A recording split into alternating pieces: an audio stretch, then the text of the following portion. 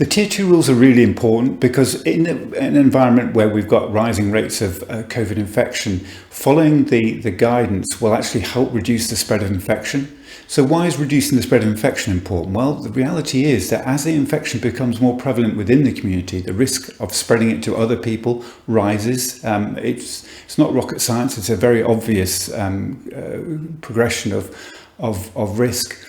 And what we need to be really careful of is that we've got certain people in the community who are really at risk, and those are particularly the elderly, but people who live in institutions, particularly care homes. We know from the first surge of the pandemic that the number of people infected in care homes was very high. We also know the outcomes for many of those patients was very poor. There were a significant number of deaths in care homes close to where my practice is.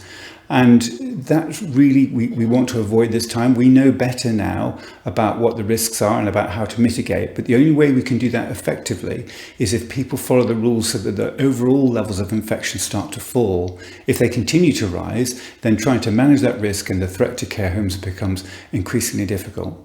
I would urge people to make sure they understand what the guidance is. It may change, but the information is available online, so people need to look at it, because unless you know what the guidance is, you won't be able to follow it. Following the guidance is important because it's the only way we're going to get infections under control in our community and protect our loved ones and people most at risk.